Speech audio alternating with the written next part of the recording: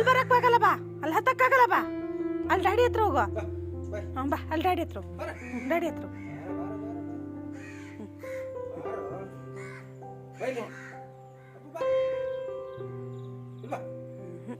ಅಲ್ಲಿ ನೋಡ್ರಿ, ಸೊಕ್ಕು ನೋಡ್ರಿ.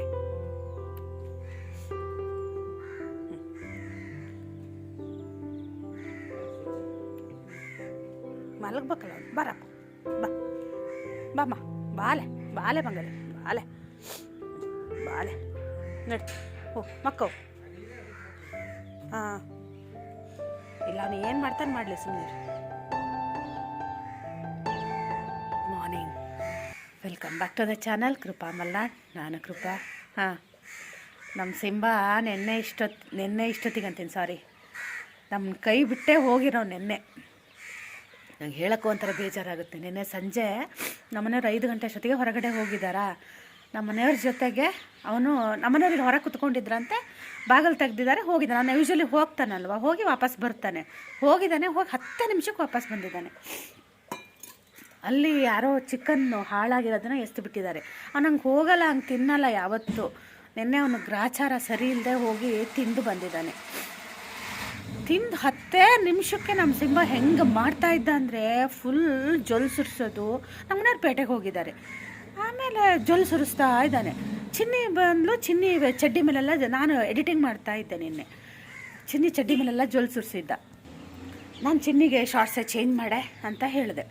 ಆಮೇಲೆ ಹೊರಗೆ ಬಂದು ನೋಡ್ತೀವಿ, ಫುಲ್ ಜೊಲ್ ಸುರಿಸ್ತಾ ಇದ್ದಾನೆ. ಹೆದರಿಕೆ ಆಗಿಬಿಡ್ತು ನನಗೆ ಒಂದು ಸಲ. ಆಮೇಲೆ ನಮ್ಮನೆಯವ್ರಿಗೆ ಫೋನ್ ಮಾಡಿದೆ, ಅವ್ರು ಜಸ್ಟ್ ಹೋಗಿದ್ದಾರೆ ಅಷ್ಟೇ. ಆಮೇಲೆ ಡಾಕ್ಟ್ರಿಗೆ ಫೋನ್ ಮಾಡಿದ್ವಿ. ಡಾಕ್ಟ್ರು ಪಾಪ ಎಲ್ಲೋ ಬೇರೆ ಕಡೆ ಯಾವುದೋ ಇದನ್ನು ಅಟೆಂಡ್ ಮಾಡೋಕ್ಕೆ ಹೋಗಿದ್ರಂತೆ.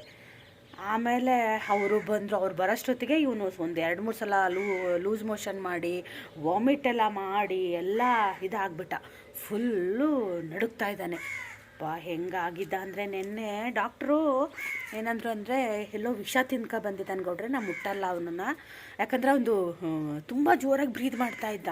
ಈ ಟೈಮಲ್ಲಿ ನಾನು ಏನಾದರೂ ಮೆಡಿಸಿನ್ ಹಾಕಿದ್ರೆ ಹಾರ್ಟ್ ಅಟ್ಯಾಕ್ ಆಗಿಬಿಡುತ್ತೆ, ನಾವು ಅಡ್ಡಿಲ್ಲ ಹಾಕಿ ಅಂತ ನಂಗೆ ತಡ್ಕೊಳಕ್ಕಾಗ್ತಾಯಿಲ್ಲ ನನಗೆ.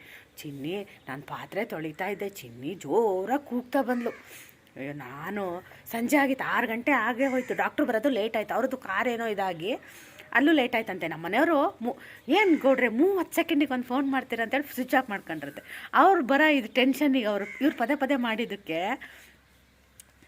ಬರಬೇಕಾಗಬೇಕಲ್ವ, ಬರೋಕ್ಕಾಗಲೇ ಇಲ್ಲ ಅವರಿಗೂ. ಕಾರ್ ಒಂದು ಸಲ ಆಫ್ ಆಗಿ ಏನೇನೋ ಆಯ್ತಂತೆ. ಆಮೇಲೆ ಬಂದರು, ಅಂತೂ ಬಂದು ಆಮೇಲೆ ಹೇಳ್ತೀನಿ ವಿಡಿಯೋದಲ್ಲಿ. ನಿನ್ನೆ ಇಷ್ಟೊತ್ತಿಗೆ ನಮ್ಮ ಸಿಂಬ ನಾವು ಏನೋ ಮಾಡಬೇಕಾಗಿತ್ತು. ಆರಾಮಾಗಿ ಅದೇ ಓಡಾಡ್ತಾ ಇದ್ದಾನೆ. ರಾತ್ರಿ ನಿಜ ಹೇಳ್ತೀನಿ, ನಮ್ಮನೆ ಒಂಥರ ಹಾಸ್ಪಿಟ್ಲ್ ಥರ ಆಗಿತ್ತು. ಏನೇನಾಯಿತು ಅನ್ನೋದನ್ನು ಹೇಳ್ತೀನಿ. ನಮ್ಮನೆಯವ್ರು ಇವತ್ತು ಬೆಳಗ್ಗೆ 3:15 ಎದ್ದು ಮಗನ ನೋಡೋಕ್ಕೆ ಬಂದಿದ್ದಾರೆ. ನಾಯಿ ಪ್ರಿಯರಿಗೆ ಇದು ಗೊತ್ತಾಗಿರುತ್ತೆ. ಕೆಲವೊಬ್ರು ನಾಯಿ ಬಗ್ಗೆ ಇದ್ರಾಗ ಮಾತಾಡ್ತೀರಾ, ನಾವು ನಿನ್ನೆ ಅನುಭವಿಸಿದ್ದಿದೆಯಲ್ಲ, ಅದು ಯಾವ ಶತ್ರು ಕೊಟ್ಟರು ಬೇಡ, ಆ ಥರ ಆಗ್ಬಿಡ್ತು ನಮಗೆ. ಯಪ್ಪ ದೇವ್ರೆ. ಸಿಂಬುಮ್ಮ, ನೀರು ನಮ್ಮನೆಯವರು ಇದನ್ನು ಮಾಡೇ ಹಾಕಿದ್ದಾರೆ. ಅದೇ ಈಗ ಡಾಕ್ಟ್ರಿಗೆ ಸಂಜೆ ಫೋನ್ ಮಾಡಬೇಕು. ಎಲೆಕ್ಟ್ರಾಲ್ ಥರ ಉಪ್ಪು, ನಿಂಬೆ ಹುಳಿ ಅದನ್ನು ಹಾಕಿದ್ದಾರೆ. ಅದು ಬಿಸಿ ನೀರು ಮಾಡಿ ಅದನ್ನು ಕುಡಿತಾ ಇಲ್ಲ ಅವನು. ತಣ್ಣೀರು ಇದೆಯಲ್ಲ ಅದನ್ನೇ ಕುಡಿತಾ ಇದ್ದಾನೆ ಬಕೆಟಲ್ಲಿ ಇರೋದನ್ನೇ. ಬಿಸಿ ನೀರು ಮಾಡಾಕಿದ್ರೆ ಕುಡಿಲಿಲ್ಲ. ಬಿಸ್ಕೆಟ್ ಹಾಕೋಣ ಅಂದರು, ಡಾಕ್ಟ್ರು ಏನು ಹಾಕಬೇಡಿ ಅಂದಿದ್ದಾರಾ. ಅದಕ್ಕೆ ಮತ್ತು ವಾಮಿಟ್ ಆದರೆ ಸುಸ್ತಾಗ್ಬಿಡ್ತಾನೆ ಅಂತ ಹೇಳಿ ನಾನು ಏನು ಬೇಡ ಅಂದೆ. ಅವ್ರ ಡ್ಯಾಡಿ ರಾತ್ರಿ 3:15 ಬಂದು ಕಟ್ಟೆ ಮೇಲೆ ಮಲಗಿದ್ದಂತೆ ಪಾಪ. ಬೆಡ್ಶೀಟ್ ಇದೆಲ್ಲ ಹೊಚ್ಚಿ ಹೋಗಿದ್ದಾರೆ.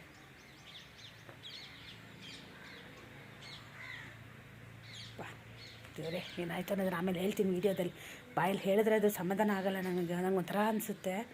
ಈಗ ಆರಾಮಾಗಿದ್ದಾನೆ ನೋಡಿ, ಬಿಟ್ಟು ಒಳಗೆ ಕೂತ್ಕೊಂಡಿದ್ದಾನೆ ಅಂತ ಬಂಗಾರೆ. ಅಂದ್ರೆ ಮುಖದಲ್ಲಿ ಒಂಥರ ಆಗಿದೆ ಪಾಪ. ಮಕ್ಕ ನೆನ್ನೆ ಸೆಂಬ ಮಾಡಿದ್ದೆ. ನಾನೇನಾದರೂ ವೀಡಿಯೋ ನೋಡಿದರೆ ನೀವು ಏನು ಅಂತಿದ್ರೋ ಏನೋ ಗೊತ್ತಿಲ್ಲ, ಆ ಥರ ಮಾಡ್ತಾ ಇದ್ದ. ಬಾಯಲ್ಲಿ ಫುಲ್ಲು ಜೊಲ್ ಸುರಿಸೋದು, ಆಮೇಲೆ ಫುಲ್ ವಾಮಿಟ್ ಮಾಡೋದು, ಆಮೇಲೆ ಇಡೀ ಮನೆ ಸುತ್ತರಿಯೋನು, ಹೊಟ್ಟೆ ಉರಿ, ಸಂಕಟ ಆ ಥರ ಆಗಿ. ಫಸ್ಟ್ ಒಂದು ಡಾಕ್ಟ್ರು ಬಂದರು. ಅವರು ಇಲ್ಲ ಅಣ್ಣ ಇನ್ನೊಂದು 10 ನಿಮಿಷ ಅಷ್ಟೇ ಅಂತ ಹೇಳಿಬಿಟ್ರು. ನಮಗೆ ತಲೆ ಮೇಲೆ ಏನೋ ಒಂದು ಬಿದ್ದಂಗೆ ಅನ್ನಿಸ್ಬಿಡ್ತು. ಚಿನ್ನಿ ಅಂತೂ ಜೋರಾಗಿ ಅಳಕ್ಕೆ ಶುರು ಮಾಡಿದ್ಲು. ಅಯ್ಯೋ ದೇವರೇ, ನಾನು ಅಷ್ಟು ದೂರದಿಂದ ಇದನ್ನು ನೋಡೋಕ್ಕೆ ಬಂದಿದ್ದು ಅಂತ. ಮಧ್ಯಾಹ್ನ ನಾನು ಎಡಿಟಿಂಗ್ ಮಾಡ್ತಾ ಇದ್ದೀನಿ, ನಮ್ಮ ಮನೆಯವ್ರು ನನಗೂ ಟೀ ಮಾಡ್ಕೊಂಡು ಬಂದಿದ್ದಾರೆ. ಸೀದಾ ನಮ್ಮ ರೂಮಿಗೆ ಬಂದಿದ್ದಾನೆ. ಬಂದು ನಾವು ಅವನನ್ನು ಮಾತಾಡಿಸಿ ಎಲ್ಲ ಮಾಡಿದ್ವಿ. ಹಾಗೆ ನಮ್ಮ ಮನೆಯವ್ರ ಜೊತೆ ಇಳಿದು ಹೋಗಿದ್ದಾನೆ. ಹೋದವನು ಗೇಟ್ ತೆಗೆದು ನಮ್ಮನೆಯವ್ರು ಹೊರಗೆ ನಿಂತಿದ್ದಾರೆ. 5 ನಿಮಿಷಕ್ಕೆ ಇಷ್ಟೆಲ್ಲ ಕೆಲಸ ಮಾಡ್ಕೊ ಬಂದಿದ್ದಾನೆ. ಅದು ಏನಾಗಿದೆ ಅನ್ನೋದು ನಮಗೂ ಗೊತ್ತಾಗಲಿಲ್ಲ, ಡಾಕ್ಟ್ರಿಗೂ ಗೊತ್ತಾಗಲಿಲ್ಲ. ಆದರೆ ಅವನು ವಾಮಿಟ್ ಮಾಡಿದ್ದ. ನಾನು ಡಾಕ್ಟ್ರ್ ಹೇಳಿದ್ರು ಅವನು ಪಾಯ್ಸನ್ ತಿಂದಿದ್ದಾನೆ ಅಂತ.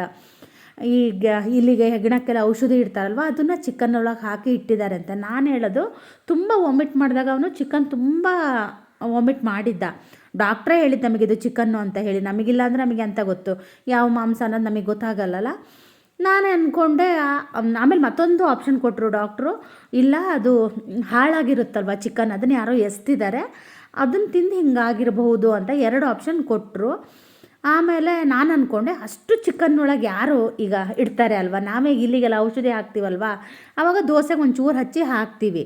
ಆ ಥರ ಆಗಿರೋದಿಲ್ಲ, ಎಲ್ಲೋ ಚಿಕನ್ ಹಾಳಾಗಿರೋದನ್ನ ಎಸ್ತಿದ್ದಾರೆ, ನಮ್ಮ ಸಿಂಬ ಹೋಗಿ ತಿಂದು ಬಂದಿದ್ದಾನೆ ಅಂತ. ಅವ್ನು ಯಾವತ್ತೂ ಹಂಗೆ ಮಾಡದೇ ಇರೋವನು, ಅವ್ನು ಗ್ರಹಚಾರ ಕೆಟ್ಟು ಏನೋ ನಂಗೆ ಗೊತ್ತಿಲ್ಲ, ಅಷ್ಟು ಬಂದಿದ್ದಾನೆ.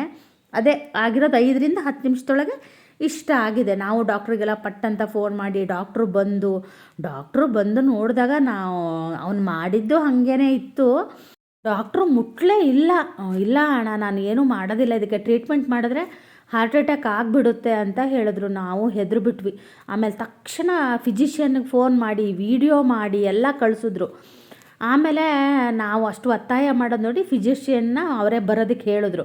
ಅವರು ಇಲ್ಲೇ ನಮ್ಮನೆ ಹತ್ರನೇ ಇದ್ದಾರಂತೆ. ನಮಗೂ ಇಷ್ಟು ದಿನ ಆದರೂ ಗೊತ್ತಿಲ್ಲ ಅಲ್ಲ, ನಮಗೆ ಅವಶ್ಯಕತೆ ಬಿದ್ದಿರಲಿಲ್ಲಲ್ಲ, ಹಾಗಾಗಿ. ಆಮೇಲೆ ಪಾಪ ಅವ್ರು ಬಂದರು. ಆಮೇಲೆ ಅವರು ಹೇಳಿ ಹೋಗಿದ್ರು ಕೂಡ ಡಾಕ್ಟ್ರು, ಅಂದರೆ ಒಂದು ಅರ್ಧ ಗಂಟೆ ನೋಡೋಣ, ಒಂದು ಹಾರ್ಟ್ ಬೀಟ್ ಸ್ವಲ್ಪ ಕಮ್ಮಿ ಆಗಲಿ, ಅಂದರೆ ತುಂಬ ಜೋರು ಉಸಿರಾಡ್ತಾ ಇದ್ದ.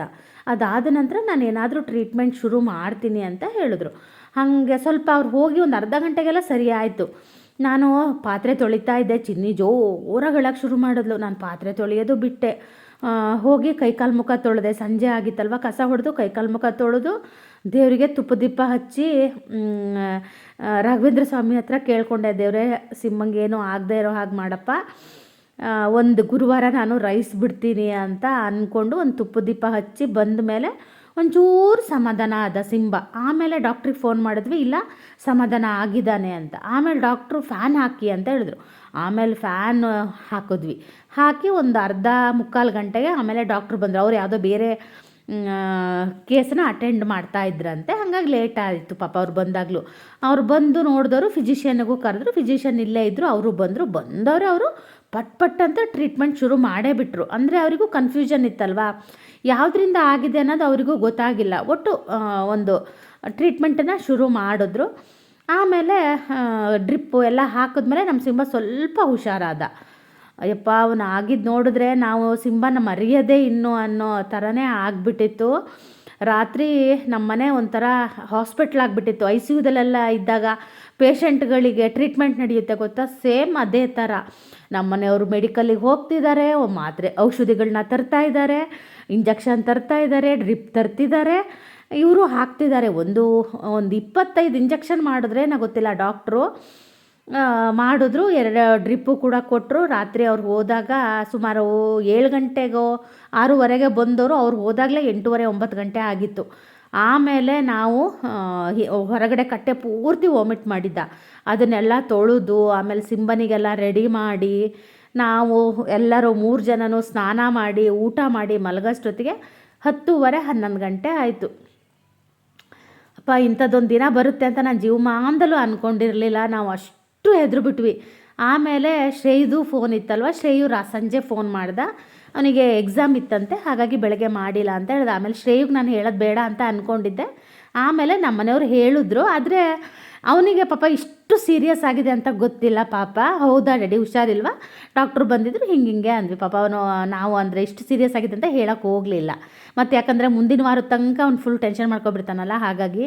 ಹೋದ ಸಲನೂ ಅಷ್ಟೇ, ನಮ್ಮ ಅಪ್ಪಗೆ ಹುಷಾರಿಲ್ದಿದ್ದಾಗ ಇದೇ ಡಾಕ್ಟ್ರಿಗೇನೆ ರಾತ್ರಿ 10 ಗಂಟೆ 11 ಗಂಟೆಗೆಲ್ಲ ಫೋನ್ ಮಾಡಿ ನನ್ನ ಮಗ ಅಳ್ತಾ ಇತ್ತು.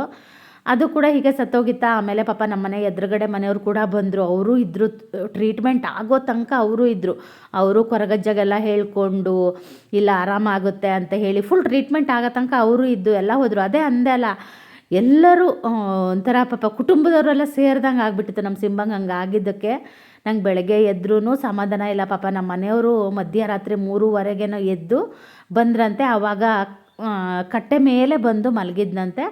ಆಮೇಲೆ ಅವನಿಗೆಲ್ಲ ವಾಮಿಟ್ ಮಾಡಿದ್ದ ಅಲ್ವಾ, ಹಾಗಾಗಿ ಎಲ್ಲ ಬಟ್ಟೆಗಳೆಲ್ಲ ತೆಗೆದು ಬೇರೆ ಎಲ್ಲ ಬಟ್ಟೆ ಗೋಣಿಚೀಲ ಅದೆಲ್ಲ ಹಾಕಿ ಹೊತ್ತಿಸಿ ಮಲಗಿಸಿದ್ರು. ಬೆಳಗ್ಗೆ ಸ್ವಲ್ಪ ಆರಾಮಾದಂಗೆ ಅನ್ನಿಸ್ತಾ ಇದ್ದ. ಡಾಕ್ಟ್ರಿಗೆ ಕೂಡ ಫೋನ್ ಮಾಡಿದ್ವಿ, ಏನು ಕೊಡಬೇಕು ಅಂತ. ಏನು ಬೇಡ, ಬರೀ ಮೊಸರು ಇಲ್ಲ ಮಜ್ಜಿಗೆ ಕೊಡಿ ಅಂತ ಹೇಳಿದ್ರು. ಮೊಸರು ಅನ್ನನೇ ಕೊಡಿ ಅಂತ ಹೇಳಿದ್ರು. ಹಾಗಾಗಿ ಅದನ್ನೇ ಕೊಡೋಣ ಅಂತ ಇದ್ವಿ. ಬೆಳಗ್ಗೆ ಎದ್ದೋನು ತುಂಬ ನೀರು ಕೂಡ ಕುಡ್ದಿದ್ದಾನೆ. ಅವನಿಗೆ ಹೊಟ್ಟೆಲಿ ಒಂಥರ ಸಂಕಟ ಆಗ್ತಾ ಇತ್ತು ಅನಿಸುತ್ತೆ. ಎಲ್ಲಿ ತಣ್ಣಗಿರೋ ಜಾಗ ಇರುತ್ತೋ ಅಲ್ಲಿ ಮಲಗ್ತಾ ಇದ್ದ. ನಲ್ಲಿ ನೀರು ಬೀಳುತ್ತಲ್ವ, ಆ ಜಾಗದಲ್ಲಿ ಹೋಗಿ ಮಲಗಿದ್ದ. ಅದೇ ನಾವು ಬೆಳಗ್ಗೆ ಎದ್ದವರು ಕರ್ಕೊಂಡು ಬಂದು ಅಲ್ಲಿ ಹೊರಗಡೆನೇ ಮಲಗಿಸಿದ್ವಿ. ಒಳಗಡೆನೂ ಅವನು ಬರೋಕ್ಕೆ ಕೇಳ್ತಾ ಇಲ್ಲ. ಯಾಕಂದರೆ ವಾಮಿಟ್ ಎಲ್ಲ ಆಗುತ್ತೆ ಆ ಥರನೋ ಏನೋ ಗೊತ್ತಿಲ್ಲ. ಪಾಪ ಅವನಿಗೂ ಗೊತ್ತಾಗುತ್ತಲ್ವ. ಹೀಗಾಗಿತ್ತು. ಪ್ರಾಣಿ ಸಾಕಿದವ್ರಿಗೆ ನನ್ನ ವಿಡಿಯೋ ಅರ್ಥ ಆಗುತ್ತೆ, ನನ್ನ ಭಾವನೆಗಳು ಅರ್ಥ ಆಗುತ್ತೆ. ಹಾಗೆ ಇರೋರಿಗೆ ಇದು ಅರ್ಥ ಆಗಲ್ಲ ಅಂತ ಅಂದ್ಕೊತೀನಿ. ನಿಜವಾಗ್ಲೂ ನಾವು ಎಷ್ಟು ಕಷ್ಟ ಅನುಭವಿಸಿದ್ವಿ ಅಂದರೆ, ನಿನ್ನೆ ಸಂಜೆ 5 ಗಂಟೆಯಿಂದ ರಾತ್ರಿ 10 ಗಂಟೆ ತನಕ ಅದು ನಮ್ಮ 3 ಜನರಿಗೆ ಮಾತ್ರ ಗೊತ್ತು ನಮಗೆ ಏನೇನು ಆಯಿತು ಅಂತ ಅನ್ನೋದು. ಅಪ್ಪ ಯಾರಿಗೂ ಬೇಡ ಅಂತಲೇ ಅನಿಸುತ್ತೆ ಈ ಥರ.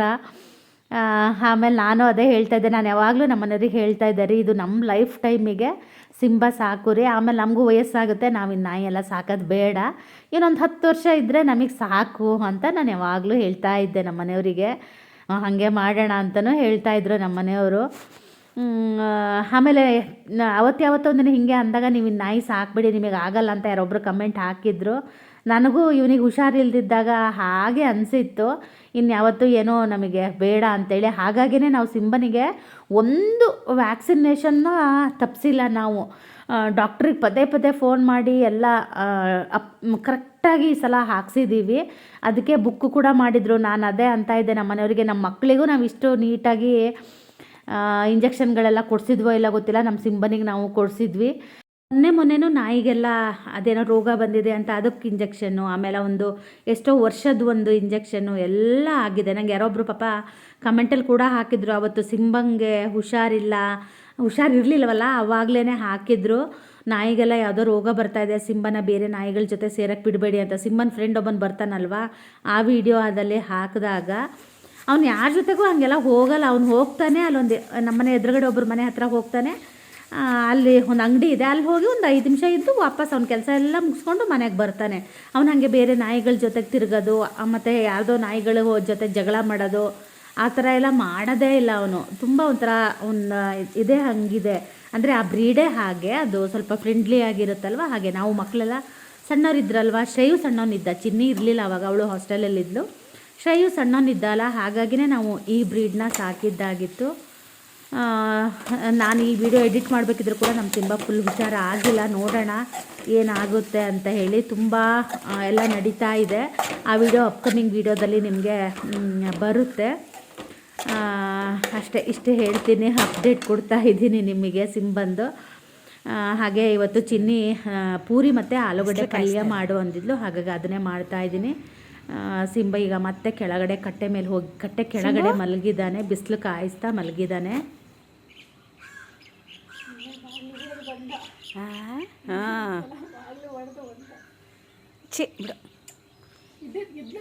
ಓ ಅವನೇ ಓಡಾಡ್ತಿದ್ದಾನೆ. ಕಟ್ಟೆ ಮೇಲೆ ಮಲಗಿದ್ದ. ಸುಸ್ತಾಗಿದ್ದಾನೆ. ಅದೇ ಡ್ಯಾಡಿ ಹೇಳಿದ್ದೀನಿ ORS ಏನಾರು ತರ್ರಿ ಅಂತ, ಕೇಳಿ ಡಾಕ್ಟ್ರನ್ನ ತನ್ನಿ ಅಂತ.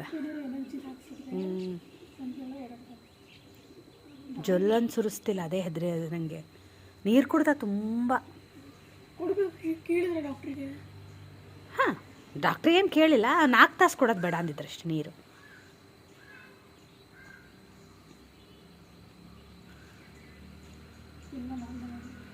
ನಾರ್ಮಲ್ ಅದಲ್ಲ ಸಿಂಬು? ಸುಸ್ತಾಗಿತ್ತು ಪಾಪ. ಅದೇ ಮತ್ತೆ ಕಂಡಿದ್ದೆಲ್ಲ ತಿನ್ಕೊಬಂದು ನಮ್ಮ ಜೀವ ಹಿಂಡಕ್ಕಿಲ್ಲ.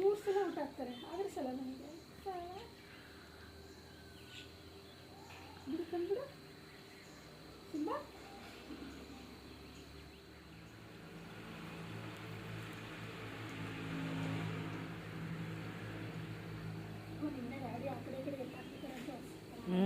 ಹೊಟ್ಟೆಲೆಲ್ಲ ಸಂಕಟ ಆಗತ್ತೆ ಪಾಪ. ಬಾ ಸಾಕು, ಕೈ ತೊಕ್ಕ. ಚಿನ್ನಿ ನಾನು ನಿನ್ನೆ ವೀಡಿಯೋ ನೋಡ್ತಾ ಇದ್ವಿ, ಅದರಲ್ಲಿ ಕಾಜು ಮಸಾಲದೊಂದು ವೀಡಿಯೋನ ನಾನು ಸೇವ್ ಮಾಡಿ ಇಟ್ಕೊಂಡಿದ್ದೆ. ಚಿನ್ನಿ ಅದೇ ಹೇಳ್ತಾ ಇದ್ಲು, ನಾವು ಅವರು ಹೋಗ್ತಾರಲ್ವ ಹುಡುಗರೆಲ್ಲ ಸೇರಿ ಊಟಕ್ಕೆ, ಆವಾಗ ಇದು ಸ್ವಲ್ಪ ಎಕ್ಸ್ಪೆನ್ಸಿವ್ ಇರುತ್ತೆ ಮಮ್ಮಿ, ಅದಕ್ಕೆ ನಾವು ಇದನ್ನು ತೊಗೊಳ್ಳೋದಿಲ್ಲ ಅಂತ ಹೇಳಿದ್ಲು. ಅದಕ್ಕೆ ನಾನು ಕೂಡ ಮಾಡಿ ಒಂದು ವೀಡಿಯೋನ ಸೇವ್ ಮಾಡಿ ಇಟ್ಕೊಂಡಿದ್ದೆ ಇನ್ಸ್ಟಾಗ್ರಾಮಲ್ಲಿ. ಇವತ್ತು ಅವಳಿಗೆ ಪೂರಿ ಜೊತೆಗೆ ಮಾಡಿ ಕೊಡೋಣ ಅಂತ, ಮಧ್ಯಾಹ್ನ ಚಪಾತಿ ಮಾಡಿಕೊಂಡ್ರೆ ಅವಳಿಗೆ ಅದು ತಿನ್ನೋದಕ್ಕಾಗುತ್ತೆ, ಇಲ್ಲ ಸಂಜೆಗೂ ಆಗುತ್ತೆ ಅಂತ ಮಾಡ್ತಾಯಿದ್ದೀನಿ. ಗೋಡಂಬಿನ ಫಸ್ಟು ನಾನು ಹುರ್ಕೊಂಡಿದ್ದೀನಿ. ಬೇಯೋದಕ್ಕೆ ನಾನು ಒಂದು 4 ಈರುಳ್ಳಿ, ಒಂದು ಮುಷ್ಟಿಯಷ್ಟು ಗೋಡಂಬಿನ ನೀರಲ್ಲಿನೇ ಬೇಯಿಸಿ ಇಟ್ಕೊಂಡಿದ್ದೀನಿ. ಈ ಕಡೆ ನಾನು ಬೆಣ್ಣೆ ಹಾಕಿದ್ದೀನಿ. ಬೆಣ್ಣೆಲಿ ಫಸ್ಟು ಗೋಡಂಬಿನ ಹುರಿದು ತೆಕ್ಕೊಬೇಕು, ಮತ್ತು ಸ್ವಲ್ಪ ಬೆಣ್ಣೆ ಹಾಕಿ ಒಂದು ಸ್ವಲ್ಪ ಕಡೆ ಮಸಾಲ ಎಲ್ಲ ಹಾಕಿ ಅದಕ್ಕೆ ಈರುಳ್ಳಿ ಹಾಕಿ, ಈರುಳ್ಳಿ ಕೆಂಪಾಗೋ ತನಕ ಅದನ್ನು ನಾನು ಫ್ರೈ ಮಾಡ್ತೀನಿ. ಅದಾದ ನಂತರ ಸ್ವಲ್ಪ ಟೊಮೆಟೊನೂ ಕೂಡ ಹಾಕ್ತೀನಿ. ರುಬ್ಬೋದಕ್ಕೆ ಹಾಕಲ್ಲ, ಇದಕ್ಕೆ ಬರೀ ಹೀಗೆ ಹಾಕಿದ್ದೀನಿ. ಬೇಕಿದ್ದರೆ ನೀವು 2 ಹಸಿಮೆಣಸನ್ನು ಕೂಡ ಹಾಕ್ಬೋದು. ನಾನು ಹಾಕಬೇಕಾಗಿತ್ತು, ನನಗೆ ಇವತ್ತು ಯಾಕೋ ಅಡುಗೆ ಮಾಡೋದಕ್ಕೂ ಬೇಡ ಥರ ಅನ್ನಿಸ್ತಾ ಇತ್ತು. ಹಾಗಾಗಿ ಹೆಂಗೆಂಗೋ ಮಾಡಿ ಇದನ್ನು ಅವಳಿಗೆ ಮಾಡಿಕೊಡ್ತೀನಿ ಅಂತ ಹೇಳಿದ್ದೆ ಅಲ್ವಾ, ಅದಕ್ಕೆ ಇದನ್ನು ಮಾಡ್ತಾಯಿದ್ದೀನಿ. ಇಲ್ಲಾಂದರೆ ನನಗೆ ನಿಜ ಹೇಳ್ತೀನಿ, ಇವತ್ತು ಅಡುಗೆ ಮಾಡೋಕ್ಕೂ ಮೂಡಿರಲಿಲ್ಲ. ತಿಂಡಿ ತಿನ್ನೋಕ್ಕೂ ಮೂಡಿಲ್ಲ, ಅಡುಗೆ ಮಾಡೋಕ್ಕೂ ಮೂಡಿಲ್ಲ, ಆ ಥರ ಆಗ್ತಾಯಿತ್ತು. ನನ್ನ ಮನಸ್ಸು ಪೂರ್ತಿ ಸಿಂಬನ ಹತ್ರನೇ ಓಡಾಡ್ತಾ ಇತ್ತು. ನೋಡಿ ನಮ್ಮ ಮನೆಯವರು ಕೂಡ ಪಾಪ ಎಷ್ಟು ಬೇಗ ಬಂದಿದ್ದಾರೆ ಅಂತ. ನಾನಿನ್ನೂ ಅಡುಗೆ ಮಾಡ್ತಾ ಇದ್ದೀನಿ, ನನ್ನ ಗ್ರೇವಿ ಕೂಡ ಆಗಿಲ್ಲ, ಜಸ್ಟ್ ಮಸಾಲ ಹಾಕಿದ್ದೆ. ಅಷ್ಟೊತ್ತಿಗೆ ಅವರು ಕೂಡ ಬಂದರು. ಅದೇ ನೀರು ಬಿಸಿ ಮಾಡು, ಸಿಂಬನಿಗೆ ಅನ್ನನೂ ಕೂಡ ನಾನು ಗಂಜಿ ಥರ ಮಾಡಿದ್ದೆ, ಊಟ ಹಾಕೋಣ ಅಂತ. ನೀರು ಚೆನ್ನಾಗಿ ಕುಡಿತಾ ಇದ್ದ, ತುಂಬ ಬಾಯಾರಿಕೆ ಆಗ್ತಾಯಿತ್ತು ಅನಿಸುತ್ತೆ. ಹೊಟ್ಟೆಲಿ ಉರಿ ಆಗ್ತಿತ್ತೋ ಏನಾಗ್ತಿತ್ತೋ ಗೊತ್ತಿಲ್ಲ ಪಾಪ. ನಾನು ದೇವ್ರ ಹತ್ರ ಕೇಳ್ಕೊಂಡಾಗೂ ಅಷ್ಟೇ, ದೇವ್ರೆ ಅದು ಮೂಕು ಪ್ರಾಣಿ, ಅವನಿಗೆ ಏನು ಹೇಳಬೇಕು ಅನ್ನೋದು ಗೊತ್ತಾಗ್ತಿಲ್ಲ, ದಯವಿಟ್ಟು ಅವನಿಗೆ ಕಷ್ಟ ಮಾತ್ರ ಕೊಡಬೇಡ ಅಂತ ನಾನು ಹೇಳ್ಕೊಂಡೆ. ನಮ್ಮ ಮನೆಯವರು ಅಂದ್ರಂತೆ, ಡಾಕ್ಟ್ರು ಇನ್ನೊಂದು 10 ನಿಮಿಷ ಅಂದಾಗ ಡಾಕ್ಟ್ರಿಗೆ ಹೇಳಿದ್ರಂತೆ, ಡಾಕ್ಟ್ರೇ ಅವ್ನು ಒದ್ದಾಡೋದು ನೋಡೋಕ್ಕಾಗಲ್ಲ, ಏನಾದರೂ ಇಂಜೆಕ್ಷನ್ ಆ ಥರ ಇದ್ದರೆ ಕೊಟ್ಬಿಡೋಣವಾ ಅಂತಲೂ ಕೇಳಿದ್ರಂತೆ. ಅಯ್ಯೋ ಗೌಡ್ರೆ, ಆ ಥರ ಎಲ್ಲ ಮಾಡೋಕ್ಕೆ ಬರೋದಿಲ್ಲ, ಹಾಗೆಲ್ಲ ಮಾಡಬಾರ್ದು ಕೂಡ ಅಂದ್ರಂತೆ. ಯಾಕಂದ್ರೆ ಅಷ್ಟು ಒದ್ದಾಡ್ತಾ ಇದ್ದ ನಮ್ಮ ಸಿಂಬ. ನಂಗೆ ನಿಜವಾಗ್ಲೂ ನಿನ್ನೆ ಎಷ್ಟು ಸಂಕಟ ಆಗ್ತಾಯಿತ್ತು ಅಂದರೆ, ನಂಗೆ ಈ ಮಾತು ಹೇಳೋಕ್ಕೂ ಬೇಜಾರಾಗ್ತಾ ಇದೆ, ಹಾಗಾಗ್ತಾಯಿತ್ತು. ಆದರೆ ಫುಲ್ ರಿಕವರಿ ಆದ ನೆಕ್ಸ್ಟ್ ಡೇನೇ. ಏನೋ ದೇವರಿದ್ದಾನೆ ಅಂತಾರಲ್ವ, ಹಾಗೆ ಯಾವುದೋ ಒಂದು ದೇವರು ನಮ್ಮ ಸಿಂಹನ ಕೈ ಹಿಡಿದ್ರು ಅವತ್ತು ನಿನ್ನೆ ಸಂಜೆ. ಈರುಳ್ಳಿ ಟೊಮೆಟೊ ಎಲ್ಲ ಬೆಂದ ನಂತರ ನಾನು ಆ ರುಬ್ಬಿರೋ ಈರುಳ್ಳಿ ಮತ್ತು ಗೋಡಂಬಿನ ಹಾಕಿದ್ದೀನಿ. ಆನಂತರ ಸ್ವಲ್ಪ ಗರಂ ಮಸಾಲ, ಚೂರು ಅಚ್ಕಾರದ ಪುಡಿನ ಹಾಕಿದ್ದೀನಿ. ಅಚ್ಕಾರದ ಪುಡಿ ಬದಲು ನೀವು ಹಸಿಮೆಣಸು ಹಾಕಿ, ಆವಾಗ ಕಲ್ಲರ್ ಬಿಳಿ ಬರುತ್ತೆ, ತುಂಬ ಚೆನ್ನಾಗಿ ಬರುತ್ತೆ. ನಾನು ಮೇಲಿಂದ ಸ್ವಲ್ಪ ಬೆಣ್ಣೆನ ಹಾಕಿದೆ, ಹಾಕಿಬಿಟ್ಟು ಅದು ಸ್ವಲ್ಪ ಬೆಣ್ಣೆ ಅಂದರೆ ಎಣ್ಣೆ ಅಂಶ ಎಲ್ಲ ಬಿಡಬೇಕಲ್ಲ, ಬಿಟ್ಟ ನಂತರ ನಾನು ಅದಕ್ಕೆ ಇದನ್ನು ಹಾಕ್ತಾಯಿದ್ದೀನಿ, ಏನದು ಗೋಡಂಬಿನ ಹಾಕ್ತೀನಿ. ನಾನು ಈ ಕಡೆ ಗ್ರೇವಿ ಮಾಡ್ತಾಯಿದ್ದೆ, ನಮ್ಮ ಮನೆಯವರು ಪೂರಿ ಕರಿತೀನಿ ಅಂತ ಪೂರಿನ ಮಾಡ್ತಾಯಿದ್ರು. ಒಂದು ಪೂರಿನೂ ಉಬ್ತಾ ಇರಲಿಲ್ಲ. ಆಮೇಲೆ ನಾನು ತೋರಿಸ್ದೆ, ಹೀಗೆ ಮಾಡಬೇಕು ಮಾಡಿ ಅಂತೇಳಿ. ಆಮೇಲೆ ಅವರೊಂದು ಸ್ವಲ್ಪ ಪೂರಿ ಕರೆದ್ರು. ಆಮೇಲೆ ಬಿಸಿ ಬಿಸಿ ತಿನ್ನಿರಿ, ನಾನು ಮಾಡಿಕೊಡ್ತೀನಿ ಅಂತ ಹೇಳಿದೆ. ಇನ್ನೂ ಗ್ರೇವಿ ಆಗಿರಲಿಲ್ಲ. ಅದೇ ಇದು ಫುಲ್ ಎಣ್ಣೆ ಅಂಶ ಬಿಡಬೇಕು. ಆ ನಂತರ ಸ್ವಲ್ಪ ಕಸೂರಿ ಮೇಥಿನ ನಾನು ಹಂಚಲ್ಲಿ ಫ್ರೈ ಮಾಡಿ ಹಾಕಿದೆ. ಕಸೂರಿ ಮೇಥಿ ಹಾಕಿದ್ದು ಸ್ವಲ್ಪ ಜಾಸ್ತಿ ಆಗಿಬಿಡ್ತು, ನನಗೆ ಚೂರು ಕಮ್ಮಿ ಹಾಕಬೇಕಾಗಿತ್ತು. ಆದರೆ ಚಿನ್ನಿ ಚೆನ್ನಾಗಿತ್ತು ಅಂತ ಹೇಳಿದ್ಲು. ನನಗೆ ಸ್ವಲ್ಪ ತಿನ್ನಬೇಕಿದ್ರೆ ಬೆಳಗ್ಗೆ ಹಾಗೆ ಕಹಿ ಅನ್ನಿಸ್ಲಿಲ್ಲ. ಸಂಜೆ ನಾನು ಚಿನ್ನಿ ಚಪಾತಿ ಮಾಡ್ಕೊಂಡಿದ್ವಿ, ಆವಾಗ ಸ್ವಲ್ಪ ನಮಗೆ ಕಹಿ ಅಂತ ಅನ್ನಿಸ್ತು. ಆಮೇಲೆ ಚೂರು ಸಕ್ಕರೆ, ಹಾಗೆ ರುಚಿಗೆ ತಕ್ಕಷ್ಟು ಉಪ್ಪು, ಸ್ವಲ್ಪ ನಿಂಬೆಹಣ್ಣನ್ನು ನಾನು ಹಿಂಡಿದ್ದೆ. ತುಂಬ ಚೆನ್ನಾಗಾಗಿತ್ತು. ಹಾಗೆ ನಿನ್ನೆ ಶ್ರೇಯು ಫೋನ್ ಮಾಡಿದ್ದಲ್ಲ, ನನಗೆ ಹೇಳ್ದವನು, ಮಮ್ಮಿ ಬಿರಿಯಾನಿ ಒಯ್ದಿದ್ದಲ್ಲ ತುಂಬ ಚೆನ್ನಾಗಿತ್ತಂತೆ, ನೆಕ್ಸ್ಟ್ ಸಲ ನನ್ನ ನೋಡೋಕ್ಕೆ ಬರಬೇಕಿದ್ರೆ ಮಮ್ಮಿ 1 kg ಅಕ್ಕಿದು ಬಿರಿಯಾನಿ ಮಾಡ್ಕೊಂಡು ಬರ್ಬೇಕಂತ ನಾನು ಅವರ ಫ್ರೆಂಡ್ಸಿಗೆಲ್ಲ ಕೊಡೋದಕ್ಕೆ ಅಂತ ಹೇಳಿ. ನಂಗೆ ನಗು ಬರ್ತಾಯಿತ್ತು. ಮಗ 1 kg ಮಾಡ್ಕೊಂಡು ಬಂದರೆ ಸರ್ ನನ್ನನ್ನು ಒಳಗೂ ಬಿಡೋಲ್ಲ ಅಂತ ಅಂದೆ ನಾನು. ಇಲ್ಲ ಮಮ್ಮಿ ಮಾಡ್ಕೊ ಬಾ ಅಂತ ಹೇಳಿದ್ದಾನೆ, ನೋಡೋಣ ಆದರೆ ಮಾಡ್ಕೊಂಡು ಹೋಗ್ತೀನಿ. ಹಾಗೆ ಪ್ಲೇಟಿಂಗ್ ಮಾಡೋಣ ಅಂತ ಅಂದ್ಕೊಂಡೆ, ಆಮೇಲೆ ನಗು ಬರ್ತಾಯಿತ್ತು ನಾ ಮಾಡಿರೋ ಪ್ಲೇಟಿಂಗ್ ನೋಡಿ. ಎಲ್ಲ ಎಷ್ಟು ಚೆನ್ನಾಗಿ ಮಾಡ್ತಾರೆ. ನಾನು ಒಂದು ಕೈಯಲ್ಲಿ ಮೊಬೈಲು, ಒಂದು ಕೈಯಲ್ಲಿ ಮಾಡ್ತಾ ಇದ್ದೆ ಅಲ್ವಾ, ಟ್ರೈಪಾಡು ಎಲ್ಲೆಲ್ಲೋ ಇಟ್ಕೊಂಡು ಇವತ್ತು ಏನೇನೋ ಆಗಿತ್ತು, ನನ್ನ ತಲೆನೇ ಸರಿ ಇಲ್ದಂಗೆ ಆಗ್ತಾಯಿತ್ತು. ಚಿನ್ನಿ ನನಗೆ ಪೂರಿನ ಇಟ್ಟಿದ್ಲು. ನಾನು ಒಂದು ಕಡೆ ಪೂರಿ ಕರಿತಾ ಹಾಗೆ ಗ್ರೇವಿನೂ ಮಾಡ್ತಾಯಿದ್ದೆ. ತುಂಬ ಚೆನ್ನಾಗಾಗಿತ್ತಂತೆ. ನಮ್ಮ ಮನೆಯವ್ರು ಟೇಸ್ಟ್ ನೋಡು ತುಂಬ ಚೆನ್ನಾಗಿದೆ ಅಂತೇಳಿ ಕೊಟ್ಟರು. ಆಲೂಗಡ್ಡೆ ಪಲ್ಯ ಪೂರಿ ತುಂಬ ಚೆನ್ನಾಗಾಗುತ್ತೆ, ಟ್ರೈ ಮಾಡಿ ನೀವು. ಇದಕ್ಕೆ ದೋಸೆಗೆಲ್ಲ ಮಾಡ್ತೀವಲ್ವ, ಸೇಮ್ ಅದೇ ಥರ ಪಲ್ಯ, ಜಸ್ಟ್ ಒಗ್ಗರಣೆ ಹಾಕೋದು ಅಷ್ಟೇ. ಅದಕ್ಕೆ ಕ್ಯಾಪ್ಸಿಕಮ್ ಇತ್ತು, ಚಿನ್ನಿಗೆ ಕ್ಯಾಪ್ಸಿಕಮ್ ಹಾಕಿದ್ರೆ ಇಷ್ಟ ಆಗುತ್ತೆ. ನಾನು ಕ್ಯಾಪ್ಸಿಕಮ್ಮು ಮತ್ತು ಬಟಾಣಿ ಎಲ್ಲ ಹಾಕೋಣ ಅಂತಲೇ ಅಂದ್ಕೊಂಡಿದ್ದೆ, ಆದರೆ ಬೆಳಗ್ಗೆ ಎದ್ದ ಮೇಲೆ ಏನು ಮಾಡೋಕ್ಕೆ ಬೇಡ ಅನ್ನಿಸ್ತು, ಹಾಗಾಗಿ ಹಾಕಲಿಲ್ಲ. ಪದೇ ಪದೇ ಹೇಳಿದ್ರೆ ನಿಮಗೂ ಬೋರ್ ಆಗುತ್ತೆ ಅಲ್ವಾ, ಅದಕ್ಕೇ.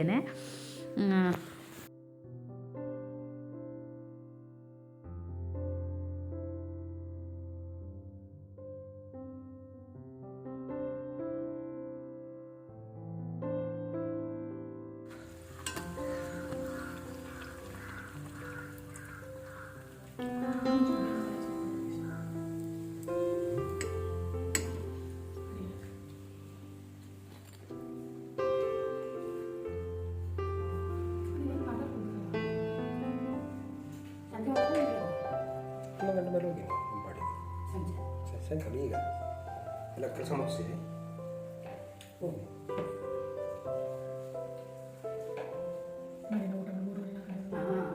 ಕೆಲಸ ಮುಗಿಸೋಕ್ಕಾಗಲ್ಲ ರೀ,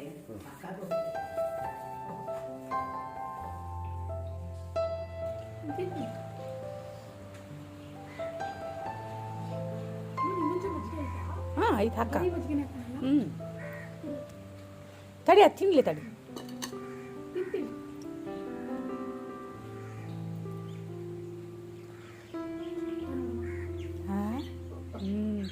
ಅಲ್ಲ ನನಗೂ ಅಷ್ಟೇ. ನಿಮ್ಮ ಡ್ಯಾಡಿ ಒಳಗೆ ಮಜ್ಜಾ ಹೇಳ್ತಾರೆ ಬೇಡ, ಹೋಗಿ ಬಂದ್ಬಿಡಿ.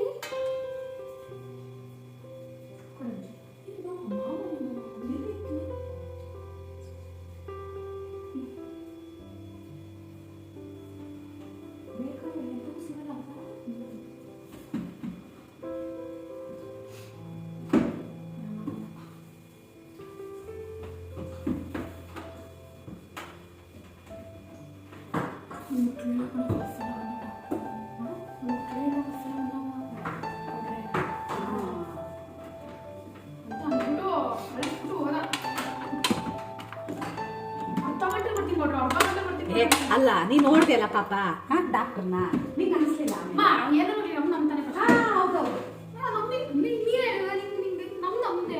ಅಲ್ಲ ಅವ್ರು ಬೇರೆ ಕಡೆ ಅಟೆಂಡ್ ಮಾಡ್ತಿರ್ತಾರಲ್ಲ,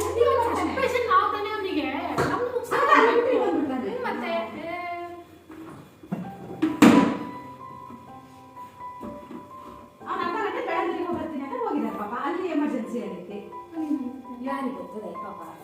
ಒಮ್ಮೆ ಕರ ತಗೋಬೋದು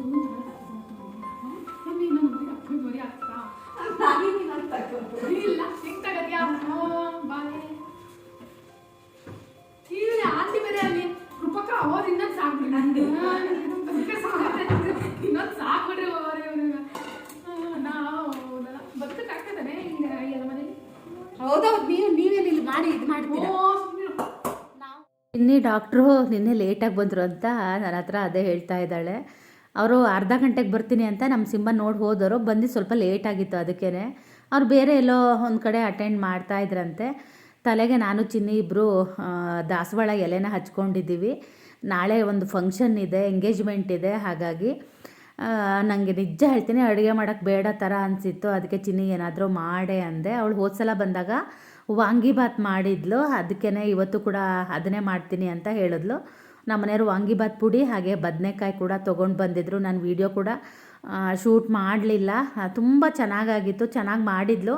ಯಾವುದೋ ಒಂದು ವಿಡಿಯೋ ನೋಡಿನೇ ಮಾಡಿದ್ಲು, ಅವಳೇ ಮಾಡಿದ್ಲು. ನಾನು ಉಪ್ಪು ಮತ್ತು ಸ್ವಲ್ಪ ಹುಳಿ ಅದೆರಡು ಹಾಕಿದ್ದೆ, ಬಿಟ್ಟರೆ ಬೇರೆ ಏನೂ ಹಾಕಿರಲಿಲ್ಲ. ಬಾಕಿದೆಲ್ಲ ಎಣ್ಣೆ ಹಾಕಿದ್ದೆ, ಯಾಕಂದರೆ ಎಣ್ಣೆ ಹಾಕೋದು ನಂಗೆ ಗೊತ್ತಾಗಲ್ಲ ಅಂತ ಹೇಳಿದ್ಲು. ಹಾಗಾಗಿ ನಾನು ಅದೆರಡು ಹಾಕಿದ್ದೆ ಅಷ್ಟೇ, ಬಾಕಿ ಎಲ್ಲ ಅವಳೇ ಮಾಡಿದ್ಲು. ಗೊಜ್ಜುನ ತುಂಬ ಚೆನ್ನಾಗಾಗಿತ್ತು. ನನಗೇನು ಗೊತ್ತಾ, ಮಧ್ಯಾಹ್ನ ಅನ್ನ ಸಾರು ಸ್ವಲ್ಪ ಬೇಕೇ ಬೇಕು. ನನಗೆ ಅನ್ನ ಸಾರು ಇಲ್ಲಾಂದರೆ ಊಟ ಮಾಡಿದ್ದೀನಿ ಅನ್ನೋ ಫೀಲ್ ಬರೋದೇ ಇಲ್ಲ. ಇದು ತಿಂದ್ರೂ ನಂಗೆ ಮಧ್ಯಾಹ್ನ ಒಂಚೂರು ಅನ್ನ ಸಾರು ಬೇಕು. ಅದೇ ಚಿನ್ನಿ ಅಂತ ಇದ್ಲು, ನಿಂಗೆ ಅನ್ನ ಸಾರು ಇಲ್ಲ ಅಂದರೆ ಆಗೋದೇ ಇಲ್ಲಲ್ಲ ಅಂತ. ಮಧ್ಯಾಹ್ನ ಬೇಕು, ರಾತ್ರಿ ಬೇಕು ಅಂತಿಲ್ಲ. ಇದನ್ನೇ ತಿಂದೆ, ಆದರೆ ನಂಗೆ ಸಮಾಧಾನ ಅಂತ ಅನ್ನಿಸ್ಲಿಲ್ಲ. ಇದಾಗಿತ್ತು ಇವತ್ತಿನ ವ್ಲಾಗ್. ಐ ಹೋಪ್ ನಿಮಗೆಲ್ಲ ಈ ವ್ಲಾಗ್ ಇಷ್ಟ ಆಗುತ್ತೆ ಅಂತ ಅಂದ್ಕೊತೀನಿ. ಸಿಂಬನ್ ವಿಷಯನೇ ಹೇಳಿದೆ, ಆದರೆ ತುಂಬ ಜನರಿಗೆ ಆ ಪ್ರಾಣಿಗಳ ಬಗ್ಗೆ ಆಸಕ್ತಿ ಇಲ್ಲದೆ ಇರೋರಿಗೆ ಈ ವ್ಲಾಗ್ ಇಷ್ಟ ಆಗಿರೋದಿಲ್ಲ. ತುಂಬ ಜನ ಇಷ್ಟಪಡೋರಿಗೆ ಅಥವಾ ಅವರ ಮನೇಲಿ ಸಾಕಿರೋ ಪೆಟ್ಟಿಗೆ ಯಾವ್ದಾದ್ರು ಈ ಥರ ಆಗಿದ್ದಾಗ ಅವರು ಕೂಡ ರಿಲೇಟ್ ಆಗಿರ್ತಾರೆ. ಅಷ್ಟೇ, ನಮ್ಮ ಸಿಂಬ ಇವಾಗ ಹುಷಾರಾಗ್ತಾ ಇದ್ದಾನೆ. ನೋಡೋಣ ಏನಾಗುತ್ತೆ ಅಂತ. ಹೆಂಗಿದ್ರು ನಿಮ್ಮ ಜೊತೆ ಎಲ್ಲದನ್ನೂ ಶೇರ್ ಮಾಡ್ತೀನಿ. ಈ ವಿಡಿಯೋ ಬರೋ ತನಕನೂ ಅವ್ನು ಹುಷಾರಾಗಿರಲಿಲ್ಲ, ಎಡಿಟ್ ಮಾಡೋ ತನಕನೂ. ನೋಡೋಣ ಏನಾಗುತ್ತೆ ಅಂತ ಈ ವ್ಲಾಗ್ನ ಇಲ್ಲಿಗೆ ಮುಗಿಸ್ತಾ ಇದ್ದೀನಿ.